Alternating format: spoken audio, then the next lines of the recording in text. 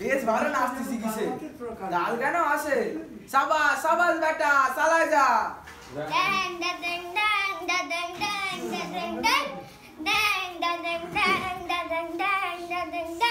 খুব ভালো কাঁসর বাটি শিখেছিস।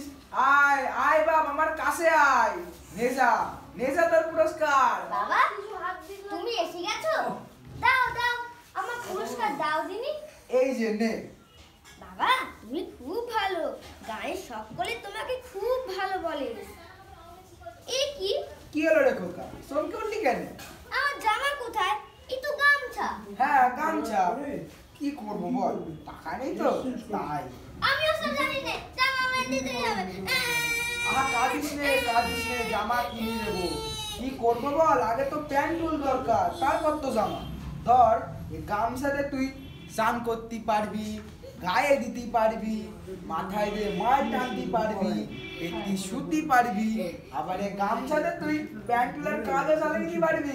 আমি গামছা চাই না, আমি জামা চাই। রাগ করিস নে, পুজোর তো আর 4 দিন বাকি। শহর থেকে আজি বাবু আসবে, উনি এসে টাকা দিয়ে বায়না করে যাবেন, এই কথা দিলাম।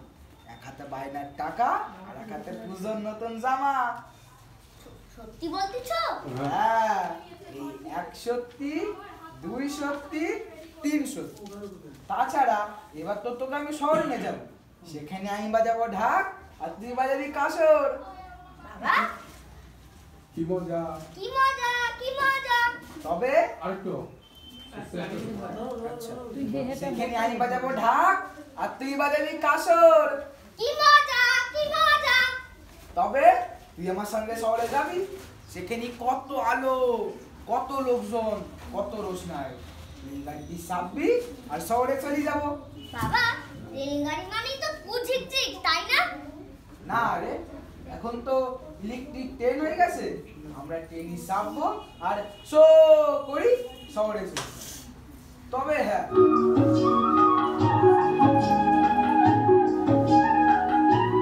সে এক সময় সে, তখন আমাদের এখানে ঝিকঝিক করি ট্রেন চলে। শরৎকাল, সূর্য অস্ত যেতি ঢের বাকি, নীল আকাশের ওপর দিয়ে সারি সারি সাদা বকের দল, যেন কোন এক অচিন দেশের দিকে ডানা মেলি উড়ি চলেছে। এদিকে নরম মাটিতে আবার সাদা কাশফুলের মেলা, সে এক অদ্ভুত দৃশ্য। তারই মধ্যে উদয় হতো তোর বয়সে সাওয়ালটা, তারা কাশ বনের মধ্যে দিয়ে আগায় যেত ওই রেল লাইনের দিকে। ঘুরিলে তুই সেই ট্রেন দেখার জন্য সেই কাশ বনের মধ্যে দিয়ে যাচ্ছিস আর যাচ্ছিস, দূর থেকে ট্রেন আসছে।